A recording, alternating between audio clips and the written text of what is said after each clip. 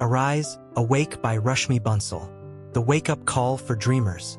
Imagine this, you're sitting in a dull college classroom, half listening to a lecture, wondering if the degree you're working so hard for will actually lead to anything worthwhile. Maybe you've got $1 million business idea brewing in your head, but the fear of failure, societal pressure, and the classic log kia kahenge, what will people say, mindset hold you back.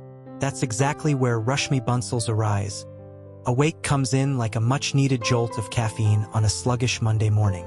It's not just a book.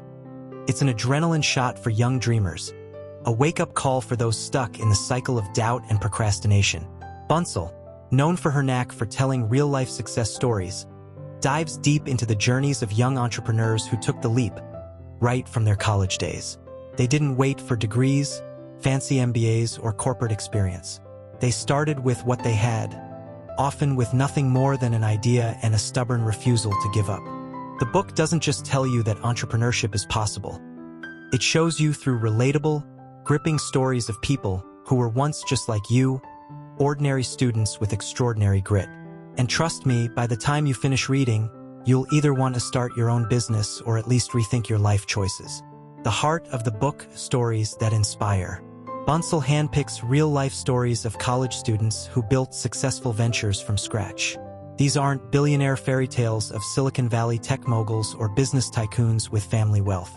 Nope, these are everyday students from India, navigating middle-class struggles, academic pressures, and financial constraints, all while daring to dream. Let's take a closer look at a few standout stories that will stick with you long after you've put the book down. The story of Suhas Gopinath, the world's youngest CEO. Picture a teenage boy in Bangalore, sitting in an internet cafe because he doesn't have a computer at home. While other kids his age are busy playing cricket or stressing over exams, this guy is learning to code. By the time he's 17, he starts his own IT company, Globals Incorporated, and within a few years, he becomes one of the youngest CEOs in the world. Suhas Gopinath's story is a classic example of what happens when passion meets persistence. His parents, like most middle-class Indian parents, wanted him to focus on academics. But Suhas had other plans. He taught himself web development and landed his first international client at an age when most kids are still figuring out what they want to do in life. Of course, it wasn't a smooth ride.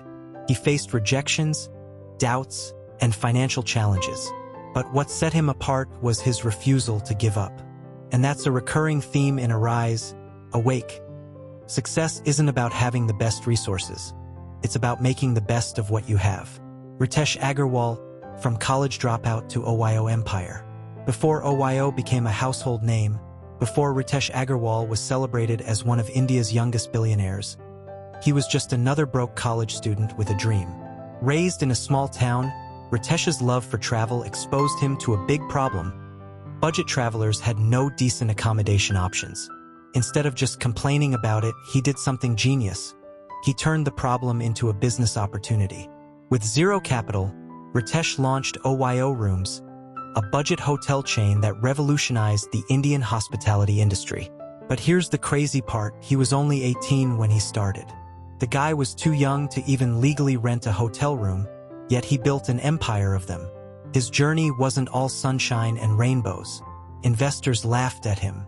Hotel owners dismissed him. He ran out of money multiple times. But his resilience turned the tide. Today, OYO is one of the largest hotel chains in the world. Bansal doesn't just tell his success story. She shows you the blood, sweat, and sleepless nights behind it. And that's what makes this book so powerful.